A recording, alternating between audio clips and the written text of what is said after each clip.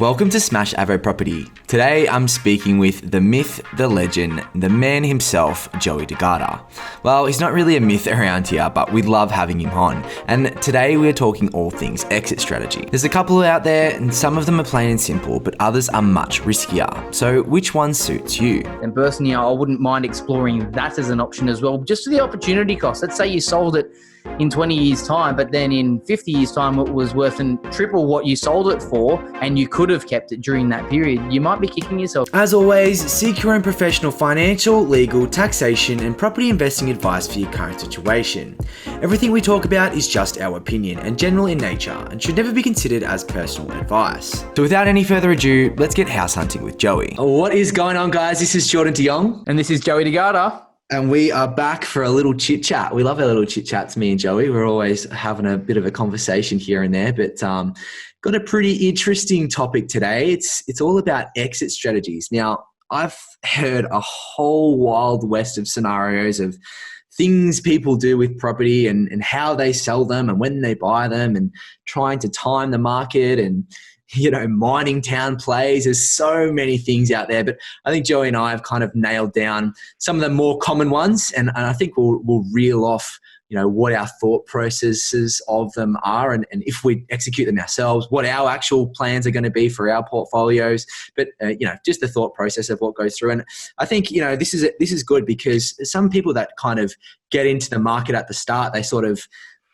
talking to some person who's got one idea about one strategy, and it might be, an equity play, or it might be a buy and rent out play. And that's kind of all they know about, really. That's all they think property is. Or they might even go to a seminar, and the seminar might be continuously live off the equity of your property. And they think that's the only way you can do property. But there are so many strategies out there. And I think we're pretty keen to give our opinions on them and hopefully guide you either to make your own decisions about, how you should approach your portfolio or what you want to do with your portfolio, or, what we think is probably the best strategy and what we use for our own portfolio. So how are you feeling about it, Joey? Yeah, look, mate, I'm super excited. I think it's really important that people do have the kind of long-term vision when they're making that first investment purchase. So you got to, it's a massive cliche, you got to have the end in mind. Otherwise, you're just going around aimlessly. So you got to kind of have a plan in place, and it might pivot. You might start with one and then go, okay, I was told about that at the time and it was what I wanted to do, but ultimately this is how I want to end up. So yeah, I can't wait to get started by covering off, as you've said there, probably the most common ones. And I'm sure people have got some weird and wonderful abstract combinations of all of them, or something completely left of field. So if you do, feel free to write them into us, and I'm sure we'll be able to pull them apart and say why we would or wouldn't want to employ them as strategies of our own. A bit of a tongue twister there. Why we wouldn't? Mate, that's a hard one. You did well though. You recovered well. I'm very impressed. Thank you. I think you're spot on there. And I hate to be the guy with all the sayings. And not that I have sayings all the time, but if you fail to plan, you plan to fail. And it's been said all the time. I don't know who originally said it, but you're so spot on there, Joe. If you don't have that end goal in mind, you kind of, and I think we'll get to one of these strategies as well down the line, but you kind of mix and match, and you kind of, you hear someone's doing, making $100,000 from a renovation, and then you jump to that strategy, and then, 6 months later, while you're halfway through doing a renovation, you hear of someone else doing a development and they're making $200,000 off the development. So now you want to switch to doing developing, and it's kind of, you kind of lose sight of what the end goal was and what you originally set out to do. So it's a bit like that, isn't it? The next like shiny bright thing, the quick get rich quick. That's gonna 100%. People just love to jump on it. Yeah, so I think today we're kind of nutting down those sort of core examples, and then you can pick one, and then I would highly recommend just sticking to that throughout the process. Obviously, things do change, and scenarios and economic activity can change and all that sort of stuff, which may cause you to have to shift. But for the most part, and I think we'll get to this at the end, Joey, my strategy will always be the same, and I won't deviate unless, I get an opportunity to do a development with someone else or something like that. But yeah, I think let's jump into it. So the first one is obviously accumulate your properties over time, build your portfolio over a number of years or a couple of decades, and then sell them all at the age of retirement, or sell them sporadically at the age of retirement. So you might sell one as soon as you go into retirement, then one every 5 years after that, or something like that, and then essentially live off the profit. How do you feel about that strategy, Joey? Yeah, look, I mean, you've worked so hard over. Hopefully it's been a 30, 40, 50 year accumulation of those assets. And then by that point, you'd like to think that they would have doubled, tripled, quadrupled, and then some. So like it's not a terrible strategy, but I'm sure if you spoke to an accountant who is very technical around retirement, superannuation, around the pension, I'm sure they'd have something to say about doing a mass sale of multi-million dollars worth of assets at the age of retirement. So I'm sure there'd be a reason as to why they'd say they wouldn't do that. Potentially sporadically doing that over a period of time is potentially an option for you. But it comes down to how well do you think you have the capacity to budget out the rest of your life? Do you know how long you're going to live for? So by selling it all at, say, 65, and you've got, $2 million, and you've got to try and ration $2 million out between 65 and when you're going to die, but who knows when that point's going to be. So I don't know, for mine, a little bit risky, and I'm sure there'd be some tax reasons why we wouldn't want to be doing that at retirement. Yeah, I think you're spot on there about doing the numbers. Like, what is your retirement age? What position are you currently in? What other, sources of income do you have? Do you have a fair bit in super? Do you have anything in shares? Where else are you getting money from in your retirement stage? What sort of debt, what sort of LVR are you at? What sort of outstanding debt do you have? Are you in the position to hold the properties and potentially, keep them to live off the rent? But if you can't, then do you have to sell them and sort of lock in that profit while you can? But yeah, I mean, and I guess that's why we always bang on it, is like, property is forever hold for me. Like as long as I can hold on to them, I will. So, and I think this kind of moves into our second strategy here, which is you still want to sell some of those properties, but then hold the rest. So essentially what you're doing here is accumulating those properties over your portfolio journey, reaping in some of the profits or using some of the equity along the way. And then essentially you get to retirement age, and let's say you own, $4 million in property and you've got $2 million in debt. So, say you got 4 properties and they're worth $1 million each. You sell 2 of the properties, you pay out the debt, and then you keep 2 of the other properties and have that rental income. I think this is a little bit more of a safer play because you still have that rental income coming in. There's a solid source of income flowing in. You got cash flow coming in. And if I was to pick one of the 2 options, I'd probably lean towards this second one. How do you think, Joey? Yeah, mate, you've nailed it. Like, I think that it's a very viable strategy, and it's a lot better than the first one. But again, also comes down to your personal circumstances. If you do have enough cash flow coming through and you can afford to continue holding those properties, then personally, I wouldn't mind exploring that as an option as well. Just for the opportunity cost. Let's say you sold it in 20 years' time, but then in 50 years' time, it was worth triple what you sold it for, and you could have kept it during that period. You might be kicking yourself, even though you're at an older age, but it hasn't really impacted your lifestyle. It could be another asset that you get to pass down to the future generations. Yeah, 100%. And I think that's, if you can survive off the rent, like live off the rental income, and then, have that legacy play where you're passing it on to the next generation, that's kind of a win-win scenario. So, as we have said, depends what position you're in, but if you can afford to hold on to them, even have that, superannuation help pay for your expenses until a certain age, just allowing you to hold on to them for as long as possible until they become cash flow positive or, give you enough rental income to live off, then I think that's a better play.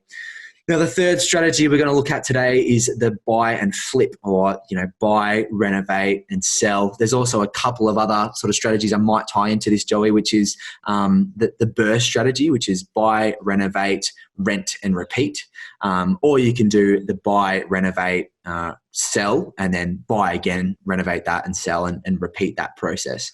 Now, for me, I think we get so tied up in sort of all the renovation shows, and we see all these shows online of how easy it is to Guilty. make. So, yeah, 100%. Me too. I love it, especially the ones in over in the States and all that sort of stuff as well. Yeah, I love that. Yeah, I love it too. Like there's so much you learn, and and it is kind of fun. Like you do get hands on, you get your hands dirty, you see, what actually makes a property, what is in the house, what are all the components. And I think, there's sort of an enticing element to that as well. And it's definitely like, it's not a bad play. Like I think it is, I wouldn't mind the sort of buy, renovate, rent and repeat strategy. Like you're still holding onto the property. I'd probably prefer that.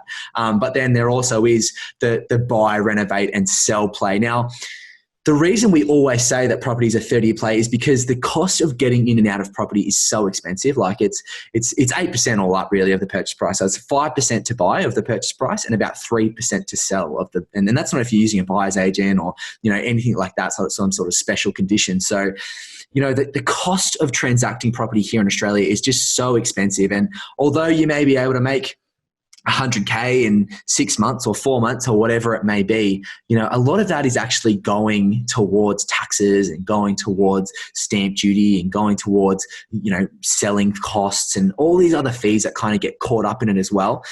So it's not a strategy that I would personally pursue myself, but what about you, Joey? Yeah, look, I mean, it really comes down to the capital. Like you can't buy, renovate, and rent. At some point, you're going to run out of either capital by way of deposits, or you're going to run out of borrowing capacity. So that's why the people like to buy, renovate, and sell, because then therefore they've got their money back with a nice little tidy profit, and they can rinse and repeat.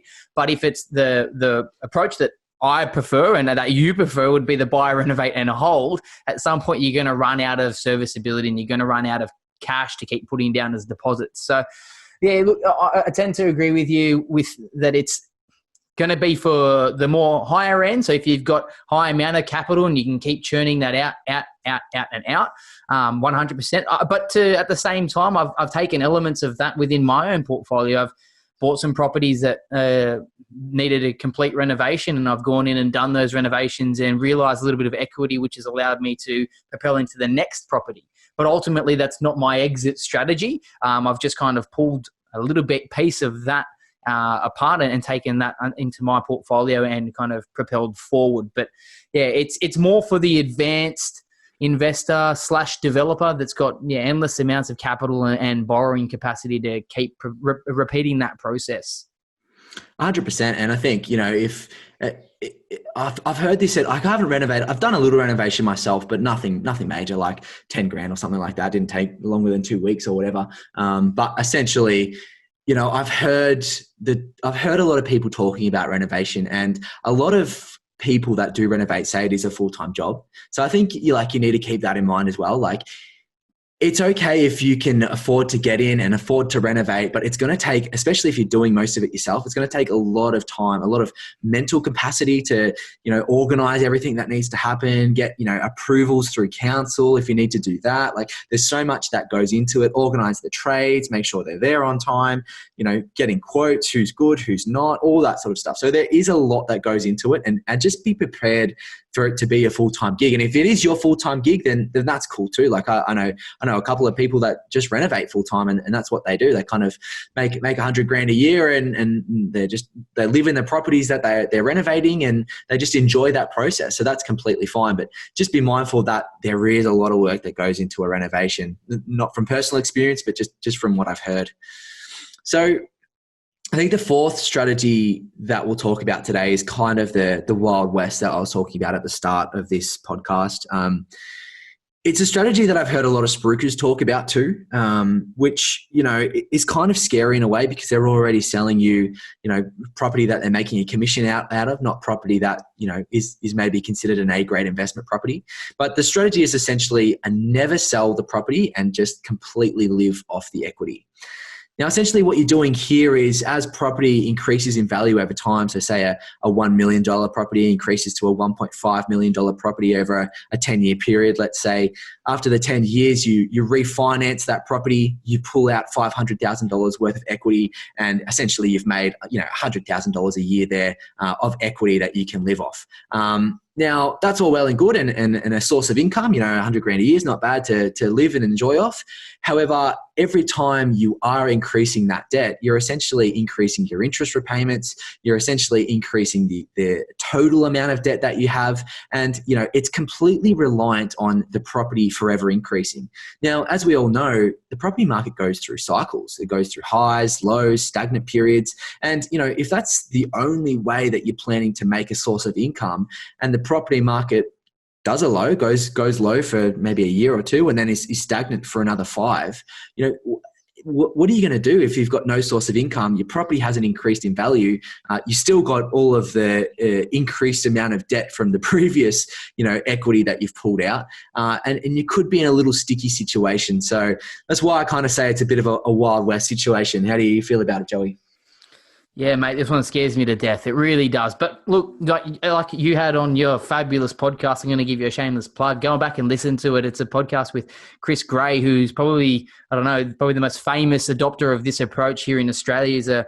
He's a Brit who did a fabulous podcast with Jordan. So go back and listen to that on Smashed Avo Property.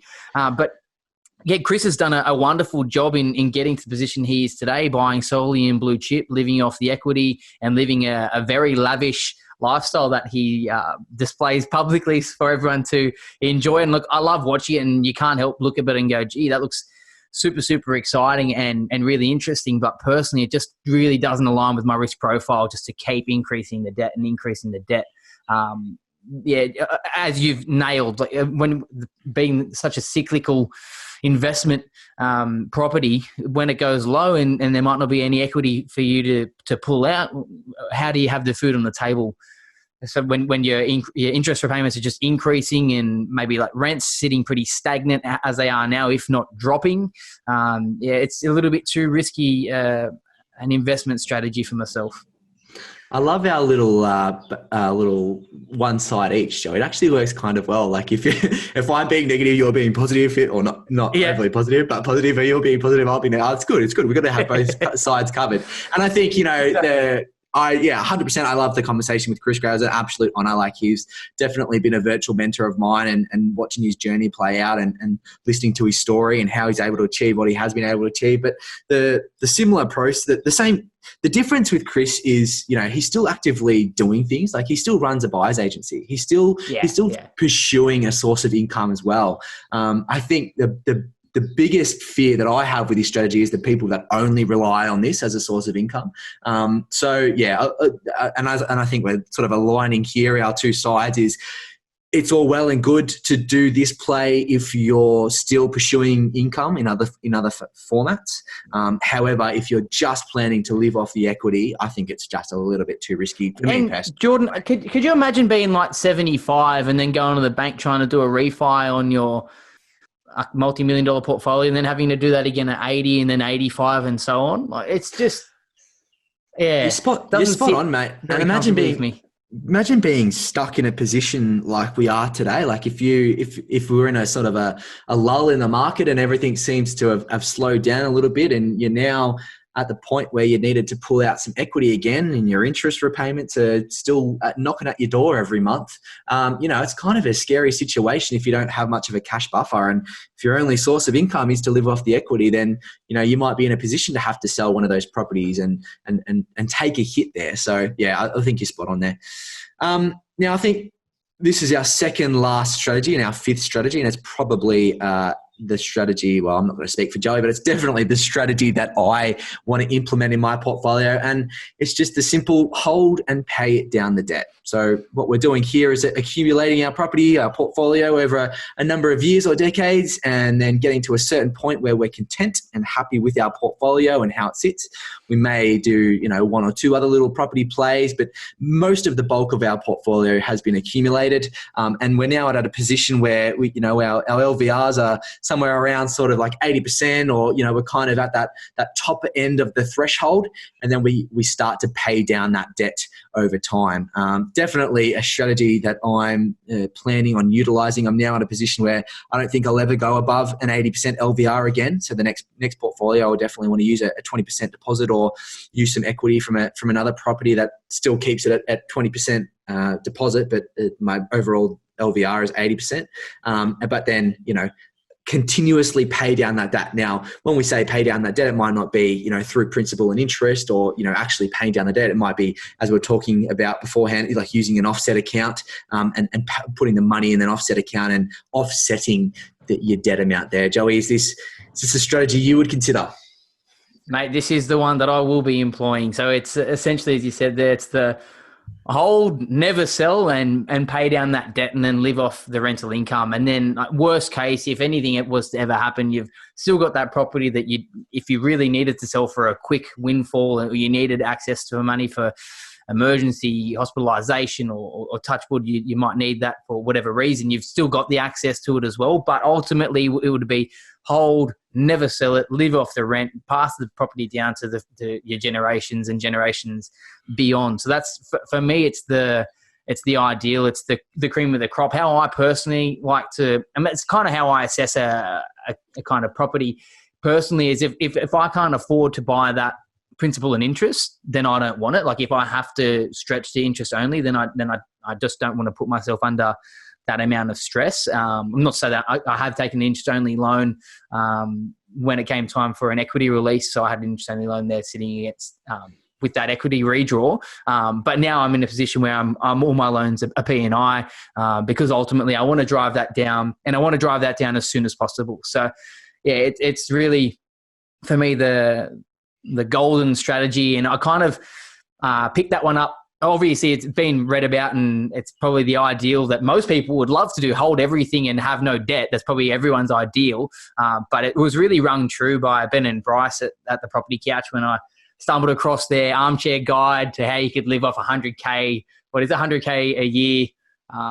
Yeah, 200 a week, I think. Yeah, 200. No, 2,000. 2,000. Yeah, 200 a week. Yeah. That's a little low. So that's what. So that's what kind of drew me towards that goal, and now I've just kind of trying to put that in practice. But yeah, it's absolutely by far and away, in my personal opinion, and obviously yours as well. And I'm not saying it's for everyone. It's probably the best strategy for me personally. Yeah, 100%. I agree. And I think, you know, you've kind of brought up something else that I was thinking about there with Ben and Bryce and the Armchair Guide to Property Investing, which is a great read, and I'd highly recommend it to anyone who wants it and listen to their podcast. They got some really good insights, especially the first 20 episodes. So sorry to promote another. Oh, and they had actually an all right episode with myself, Shameless Pod. Well, that's actually how I found Joey. So it was a good episode, and we've become very close friends since. So definitely go and have a listen to that one. But yeah, I think the other thing that I kind of came about there was essentially, you know, you can derail and you can change it. You know, I've heard of lots of people that sort of have that, you know, goal in mind of earning, you know, or having 2 million in property, and then, you know, they get to 2 million pretty quickly, and then they want to do 4, and then they want to do 6, and then they want to do 10, and then, you know, that's all well and good, but I think, you know, they also kind of get into a position where they might be over leveraged or they might be overextended into an extent. So if you can get yourself into, you know, the position where you're happy with your original goal, you know, you've got your 2 million in property in today's money, and in 30 years, it's going to be worth, you know, X amount of dollars, and you're going to be having that $2,000 worth of income, and you're stable and you've started to pay it down, and you might be in a position to potentially go again. I think that's fine, but just be content and happy when you get to that sort of overarching where your exit strategy actually is, where you planned to be when you started. And then when you're comfortable again, go into that next position. I think, you know, don't constantly, and I think the last sort of strategy that we'll get into sort of ties into this, but don't, you know, constantly want more and want more and want more. Just be content and comfortable in a position. And then when you got your fundamentals and your foundation right, then it's okay to reassess.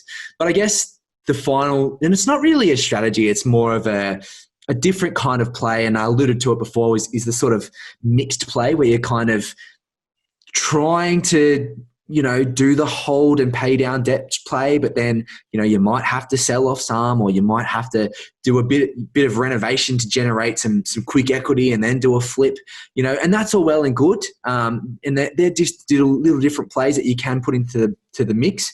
But however, you know, there's also economic conditions that may cause you to go into these scenarios, and may cause you to have to sell a property because you might be in a financial situation. So it's not generally, a prescribed exit strategy. I wouldn't say, hey, go and do one of each of all of these strategies, but there's some times where you might have to realign your goals and you might have to, do one little sneaky move to try and get you in a better position. But yeah, as we alluded to at the start of this episode, is just have that laser vision of what you want to be able to achieve, and don't let anything deter you.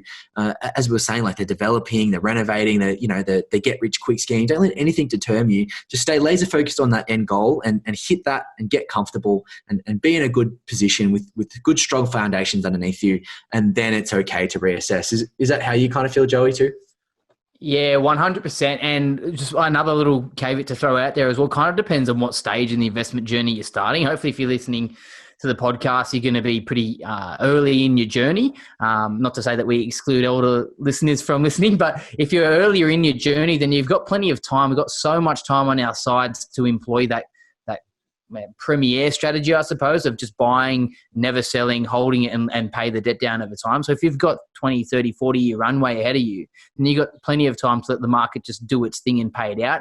If you're starting a little bit later in your 50 and you're approaching retirement, then you're going to need to potentially maybe, and I'm not yet saying that you have to, maybe pivot or employ a little bit of this and a little bit of that to try and get you to your goal as well. Or as you've touched on with that last strategy, I know someone who's now, their probably end goal would be to follow that strategy of hold everything and never sell. But now they've just entered into retirement. They're still quite active, and now they're looking at just a little bit of a flip play. There's something cheap to renovate and try and sell, just to try and speed up the process of paying down their debt. But they're in a position where they're really comfortable. They've got enough cash flow coming in that they've got that flexibility and capacity, being not working anymore, to do that renovation. So kind of employing that in. But it just shows the importance of how specific this needs to be to you and your individual journey and where you are. But ideally, if you're listening and you have enough, say 20, 30 years work ahead of you, then following that strategy of holding everything and just paying down the debt, I think is going to serve you very well in the long term. Yeah, I think you're spot on there. And that's a perfect scenario of, being content with where you are and then speeding up that process through a renovation or doing some sort of little strategy on the side, but not being your main focus, just a little offsider to help you speed up that process. Yeah, absolutely. Well, Joey, I think you've absolutely killed it today, mate. I think it's been a great conversation, and hopefully the listeners have got a little bit of insight and maybe have been brought into a new world and maybe a new strategy that they never thought really existed, or, something that they thought they had to do to make money in property, like a renovation. Well, there's actually other solutions there. So I think we've touched on some good stuff there, mate. Once again, thank you so much for your time. And listeners, if you did enjoy today's conversation, please leave a review, 5-star if you like both of our podcasts. My podcast is the Smashed Avo Property Podcast, and Joey's podcast is the Millennial Investor Podcast. So we really appreciate it, guys. Once again, you absolutely pleasure to talk to, Joey. And if you have any questions, please send them through. We appreciate anything that you guys send through. We're planning to do another Q&A in not too far away. Actually, I've got a couple of questions piling up now, so we'll have to address that at some stage, Joey. Absolutely, yeah. I've got some questions coming through on my side as well. So again, thanks so much for your time, and thanks everyone for listening. Once again, it's always a cracker with Joey. I always appreciate his input, and it's so good to have someone to walk the journey with. I'm always looking for more guests to come onto the show. If you're under 30 and have one or more investment properties, whether it's good, bad, or ugly, I would love to talk to you about it. Even if you're interested into getting into the property sector, let's have a chat. The main focus is to help other soon-to-be young investors with tips and tricks along the journey. Learn from the mistakes that we have made and ignite the fire to set themselves up financially for the rest of their lives. If you're interested in sharing a story, you can go to jordandeong.com/podcast, where there's a podcast inquiry button at the top that will guide you through the next steps. If you want to see what else I'm up to, you can go to YouTube and type in Jordan de Jong, where you'll find the Smashed Avo Property Podcast being hosted on YouTube and plenty of other content that I'm putting out consistently.